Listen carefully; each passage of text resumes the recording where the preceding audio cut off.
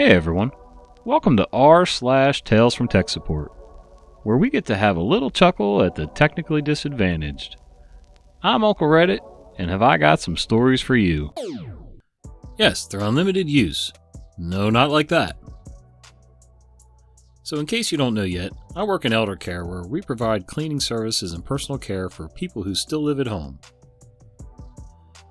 For a part, this means that our people have to report their actions in the client's medical files, and because of that, we've equipped our people with Chromebooks and mobile hotspots, not entirely unlike these. Redacted link. We've got an overarching service with our service provider, so we've got a shared data bundle between all cellular services for our company. This is a fairly new deal that we've managed to negotiate, and it has meant that instead of every user having 6 megabytes of data, yes, that's correct, every user has several gigabytes to burn through before we notice it in our billing. December last year, I got a call from our client manager, basically the person who to get in touch with when there's a need for a change in services or anything. He called me because we'd blown through our 250 gigabyte data bundle by quite a bit in November, and he'd sent me a list of users who had used the most data in our company. Now this was surprising because we'd looked at how much our monthly usage had been over the last 6 months before entering into the new contract, and it had been about 100 gigs. We'd rolled out new devices and we expected that usage would increase with the better speeds we're now offering, but to have it more than double was beyond what we'd imagined. So I start looking through the list, and I don't know the exact numbers anymore. The people who occupied spots 10 through 2 of our top heavy users were using somewhere between 3 and 5 gigabytes monthly, which wasn't outside expectations. The top 1 spot had used over 70 gigabytes of data. Turns out this user had called me a while back asking about data limits. And with the huge margin we had in our contract, I told her that she could treat it as basically unlimited data. And this user had taken it to heart. Apparently she had internet trouble at home and she'd set up her work phone as a hotspot and had been using it for her whole household, for web surfing, streaming, and anything else. A rough estimate was that she had blown through some 2,000 euros for the previous month, and was due to use even more next month. I wish I could tell you how I had an epic confrontation with that user, but unfortunately, I escalated it to our IT manager of the time who took it up with our CEO, but I never heard back from either of them. So yeah, careful with what unlimited means, because people will use their business assets privately and blow through 10 times as much data as your worst predictions, even though they sign an agreement that they will only use it for work-related purposes. Yikes. Yeah, I get it. I mean, I'm sure everybody, well, most people have probably taken some liberties while they're at work to make personal phone calls on their office phone or things like that. Little things. And, you try not to go overboard with it. I mean, you're getting paid to do a job after all. But that's just, I consider this theft, honestly. What do you guys think? Let me know in the comments down below. If I had only been there. The company I work for provides tech support to our customers, along with other IT-related stuff.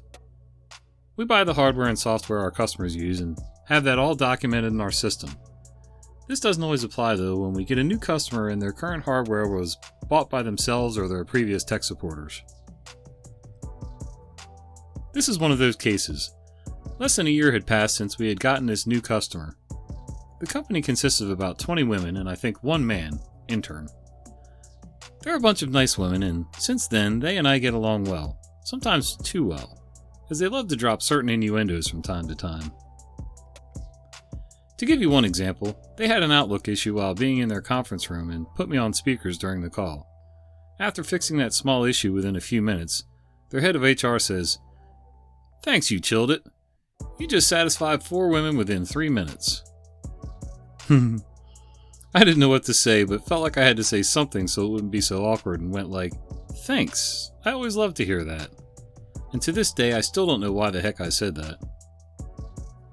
Anyhow, so their boss calls me that morning and reports that the webcam on her laptop isn't working anymore. She just used it during a conference call, but since then it doesn't work anymore. I sign in with our remote software and get to work. Open the camera app, just a picture of crossed out camera. Weird, haven't seen that one before. Open hardware and devices, camera is listed. Get back to previous drivers, still no good. Update drivers, still no good. Delete drivers and let Windows install them again, still no good. How about a reboot? Still no good. I ask her to turn the laptop upside down and give me the serial number of the device. I do some research on the web and download the drivers. Repeated the previous steps, but this time with the drivers I downloaded. Nothing. Here I started to get a little frustrated. I checked the camera settings, download an automatic driver update software of the manufacturer, and update everything. Still no lock. I couldn't figure it out. The laptop recognizes the webcam. The correct drivers are installed. The camera settings are correct, allowing the apps to use it. If it was broken, the laptop wouldn't recognize it. And if the camera was covered by a sticker or something, then I wouldn't see that weird icon but a black screen instead. So shamefully, I gave up and told her to bring it to the store that they had bought the device from and have them check it out. The store lent her a device to use during the time it would need to repair it. Since I had questions about that device she was given, I called that store on her behalf and spoke to one of their technicians. Skipping the pleasantries and such. Me. So I was wondering whether I should wipe the hard drive before returning it or whether that's part of your procedures when you get the device back? Tech. Don't worry about that. The laptop is fixed already. Did you see the device in person? Me. No. Why? Tech. That's what I thought. I had run all the troubleshooting steps that you probably have done too, and it wouldn't work. We were actually about to ship it to the manufacturer when a colleague of mine found something on the laptop. There's something like a button/controller in the frame above the webcam. It was on red. Once we pushed it a bit, it changed to green and the camera started working again. Me. Face desk. After some laughs and some random chit-chatting, we hung up and I informed our customer. She could somewhat laugh about it, although she just wasted about €200 for the time/work of the technicians involved. P.S. I had never seen a laptop with such a system for the camera, and I have seen/worked on a ton of laptops. It didn't occur to me to look for pictures of the device on the web to maybe find a clue, and none of my Google results came with such a hint, although I found plenty of other topics with the same problem. I might have felt more inclined to check out the device online if the brand of the device was unknown or I wasn't too familiar with it, but this one was one of the same brand as our company uses, and that I would recommend to anyone. But I guess I had never seen that model of that brand before. Too long didn't read.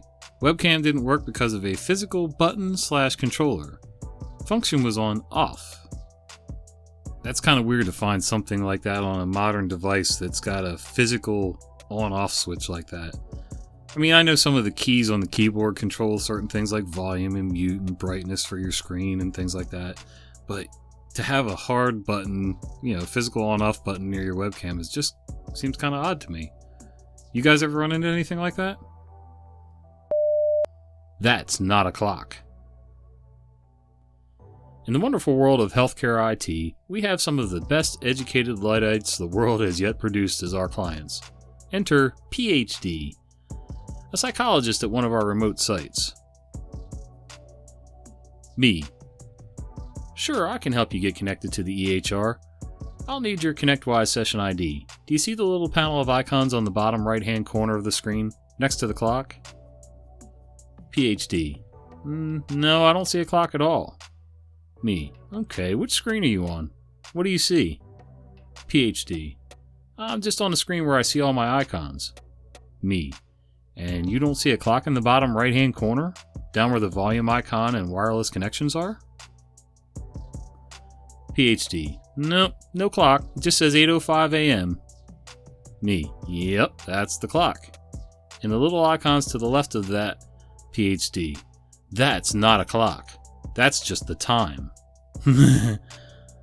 You can lead a horse to water. You can very, very carefully lead a horse to water.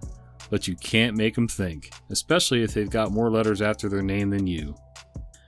Oh boy. Okay guys, what do you think? Is the time in the lower right corner a clock or no? I say yeah. It's a digital clock. Let me know in the comments. My camera and mic aren't working in Teams. Hi r/Tales from Tech Support. Hope you're all safe and working from home as much as possible. I have a short one today. Happened just now. This one very difficult lady from a client calls. I recognize the number and pray to all ye gods that it's not her, but another really nice and cool user. No such luck. And we begin. Me. Yours truly. TOI, that one individual. Me. IT company, me speaking, how can I help? TOI. Hi me, it's me from client company. I have a problem with MS Teams. I have a meeting and I can't see my camera or see my microphone activity in Teams. Cue me, immediately knowing what the issue is without even connecting or letting her finish the sentence. How do I know? I'm glad you asked. As I was saying earlier, she is incredibly thick. An example is she keeps getting locked out in this software they use because she never remembers to log out, and it times out and it ends her session, but the server app sometimes doesn't and keeps her logged in, meaning she can't start another session. We would get a daily call right after lunch, every single day, for a whole 2 weeks, and each time we would quickly log her out onto the server and told her again the same thing as we did the first time, in a very as per my last email, but more polite way. For all of you not familiar with this, especially here in the UK, it basically means, "You moron, did you not read what I just replied? Before you go to lunch, log off." Nothing. In one ear and out the other. We eventually contacted her HOD and informed them of this, that she just isn't listening to us.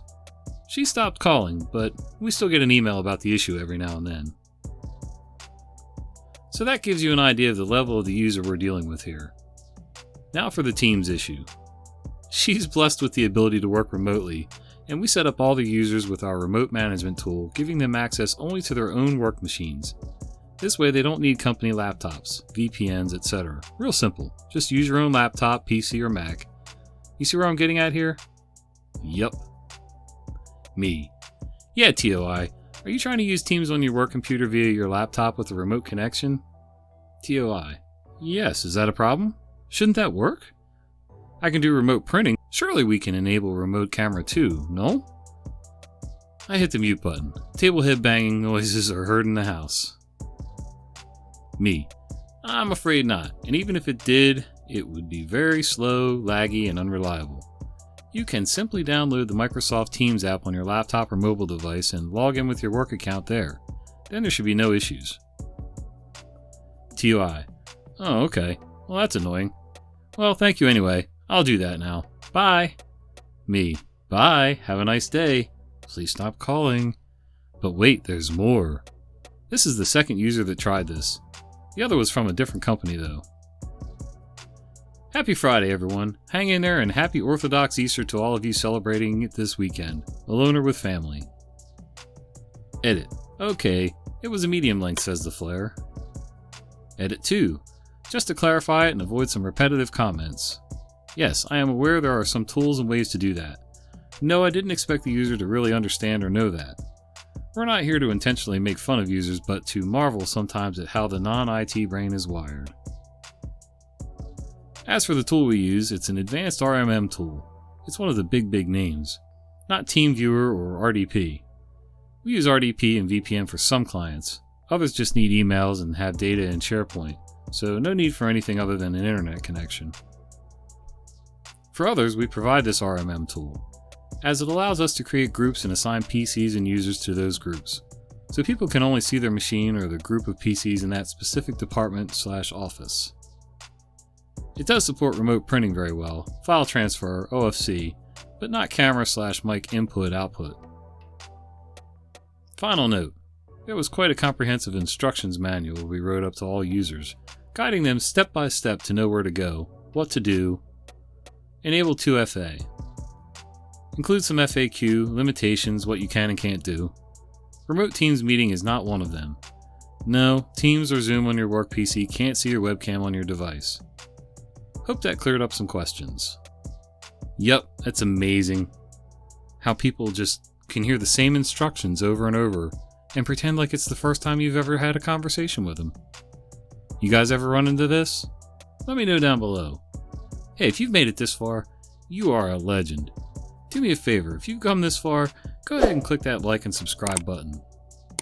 I would really appreciate it.